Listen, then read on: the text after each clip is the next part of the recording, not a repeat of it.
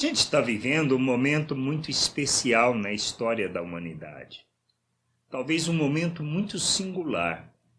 E que a gente precisa olhar este momento sobre uma perspectiva eterna, sobre o que seja a vontade de Deus e qual é o nosso papel nessa história toda.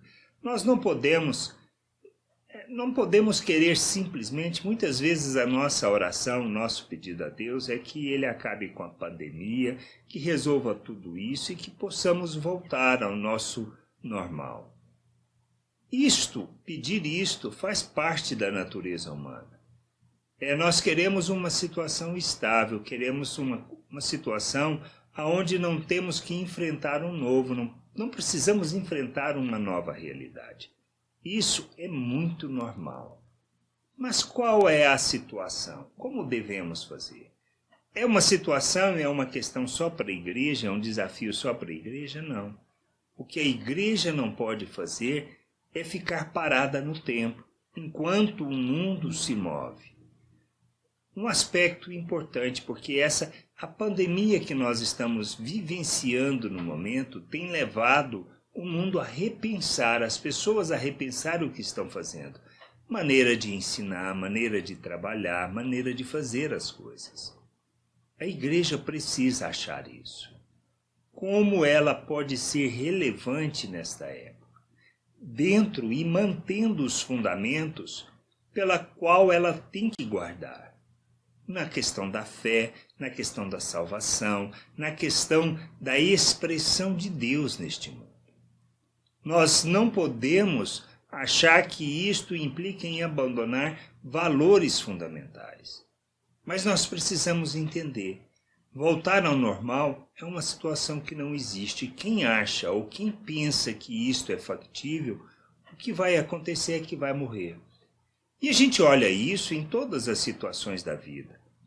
Não se trata de nada de fundamento, não se trata nada da nossa realidade. Se trata simplesmente das coisas naturais, ou seja, da maneira de usar técnicas, métodos ou estruturas para suportar o que nós fazemos. Esse é o aspecto que a gente precisa entender. Nós não estamos falando de modo de operar, de modo de fazer. É somente isso e não daquilo que seja o fundamento, a razão, a natureza a qual pertencemos. A natureza humana busca se preservar, se salvar. Muitos querem voltar à situação. Isto vai ser possível? Não. O mundo vai caminhar para frente. E a gente vê isso, é uma situação em que a gente vê isto em toda a história da humanidade e alguns casos relatados na Bíblia. Quando, por exemplo, a nação judaica foi levada para o cativeiro, o que as pessoas queriam? Elas queriam simplesmente voltar para a nação. Mas o que o profeta fala? Para que eles construam casas, para que eles mantenham uma família, que eles ajudem a cidade. Na realidade, Deus fala para eles, olha, vivam essa nova realidade. Quando a gente olha a questão da igreja, que deveria esparramar, evangelizar e pregar, há uma resistência porque queriam ficar em Jerusalém.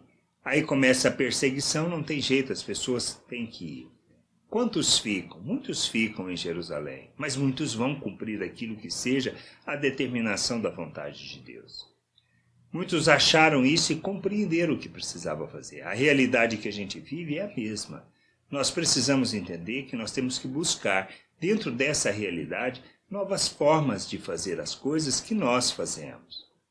Mas o que precisamos entender é que templos não nos levam a Deus.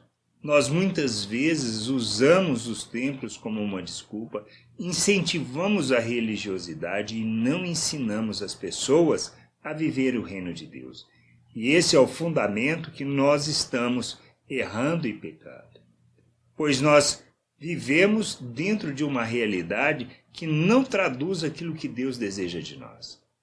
Nós precisamos ensinar as pessoas a ser discípulo de Jesus, a ser como Cristo neste mundo. Sermos não só imitadores, mas ensinar as pessoas a serem imitadores de Cristo. E não estarmos presos a coisas, a templos, a métodos, a técnicas, a prédios que muitas vezes estão nos impedindo de cumprir aquilo que seja a missão. Assim como na época de Cristo, ou seja, a situação estava toda preparada para que pudesse haver uma evangelização, como Paulo, Silas e muitos saíram pelo mundo e foram evangelizar toda aquela região. A nossa realidade hoje é algo semelhante. Nós temos toda uma infraestrutura preparada para uma outra realidade. E a igreja precisa se preparar para isso. Precisa preparar para enfrentar o que virá pela frente. E é uma nova realidade que falam de situações talvez que a gente não tenha ainda pensado na profundidade da coisa, como a situação no Brasil, por exemplo. Quantos milhões de pessoas que não eram nem conhecidas do governo, ou seja, não faziam parte do radar do governo, que eram pessoas que viviam fora de tudo aquilo que o país pudesse planejar ou pensar. Quantos milhões de pessoas que estão recebendo o auxílio e que nem existia para o governo. Essa é uma realidade que a gente precisa pensar.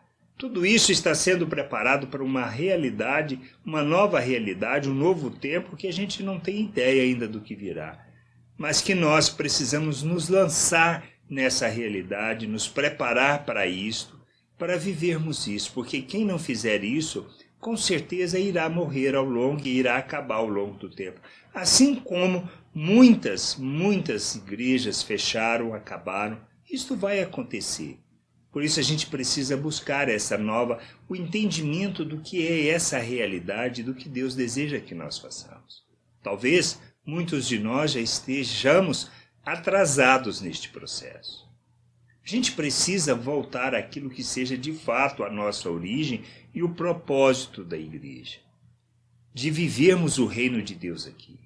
De anunciarmos a salvação, ou seja, o evangelho, as boas novas, a salvação pela graça. Nós precisamos proclamar de fato a libertação do ser humano. Restaurar a vista das pessoas e colocá-las em liberdade, que é a missão que Cristo nos deu.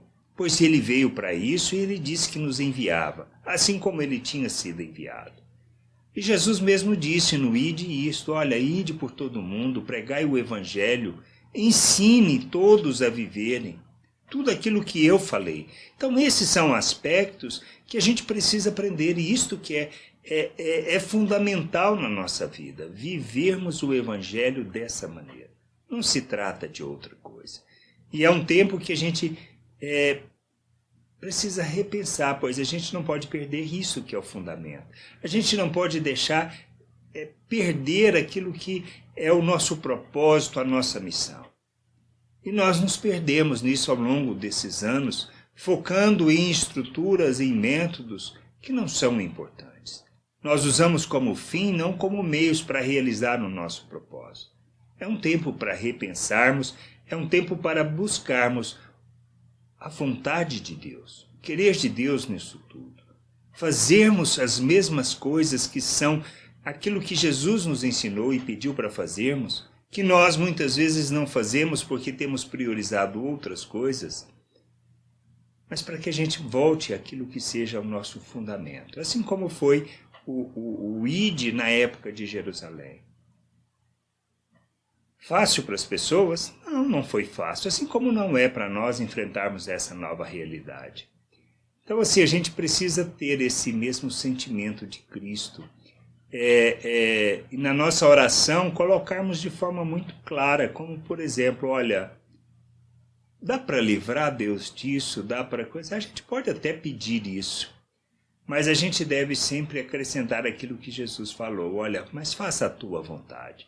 Porque o que a gente precisa buscar é a vontade de Deus. E qual é a vontade de Deus nesse cenário atual? Isso vai afetar em que a nossa vida, a nossa expressão do reino de Deus neste mundo.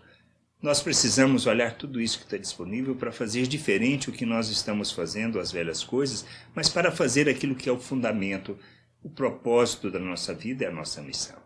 A gente precisa parar e refletir sobre isso, porque se não fizermos isso, nós vamos perder o bonde da história, no sentido que seja o papel, a relevância da igreja para aquilo que nós precisamos fazer.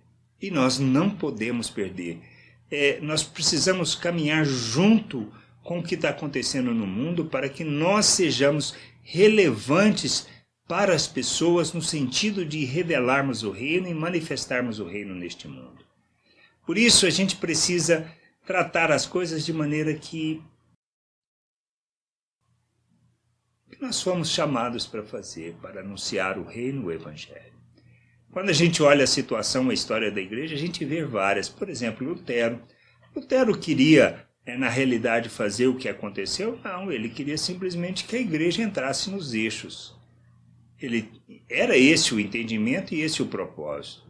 Que ela voltasse àquilo que era o seu fundamento e não que comercializasse a palavra de Deus. Será que o que nós estamos vivendo é uma nova reforma? Onde muitas vezes o que fazemos hoje é mais comercializar a palavra de Deus e não vivê-la e nem ensiná-la. Tudo isso tem levado a gente a parar e a pensar o que nós estamos fazendo e entendermos que, de fato, que nós não temos cumprido a nossa missão como nós precisamos, que é ensinar as pessoas a viverem o reino de Deus, a viver como Cristo neste mundo. Acho que talvez essa seja a lição mais importante e o que a gente precisa retomar é isso. Porque hoje, por exemplo, se falamos de evangelização, não adianta a gente falar da evangelização que fazíamos na década de 70, 80, de anunciar em praças, isso não se aplica mais hoje em dia. Pode usar? Pode. A efetividade é baixíssima. Esse é o aspecto. A gente está falando de técnica. Não do que nós precisamos fazer. Porque precisamos evangelizar, precisamos ensinar. A importância do culto, ou seja, que nós chamamos de culto, que são as nossas reuniões, é importante? É muito importante.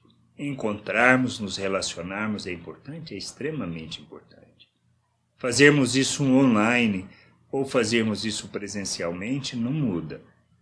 Porque a maneira como nós fazemos é que precisamos repensar, pois talvez o que estamos fazendo não levará as pessoas a crescerem, a amadurecer e a ser instrumento de Deus neste mundo. Talvez, assim, o que a gente precisa pensar é que Deus está sacudindo o mundo, claro, o mundo inteiro, mas principalmente a igreja, para que ela seja relevante na história da humanidade, preparando de fato para a volta do Senhor. Porque temos que anunciar o Evangelho em todo o mundo. E quantas nações estão sem conhecer Deus e que poderíamos anunciar este Evangelho de forma diferente. O alcance que teríamos por meio da tecnologia disponível é algo inimaginável na época de Paulo. Uma simples carta que levava 2, 3 semanas, um mês para chegar, hoje está do outro lado do mundo em menos de 1 segundo.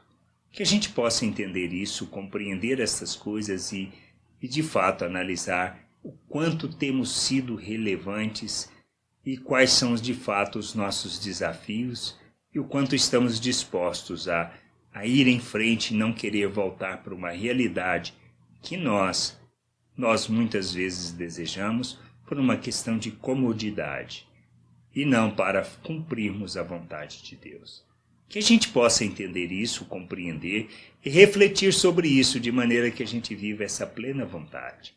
Graça e paz sobre a tua vida. Amém.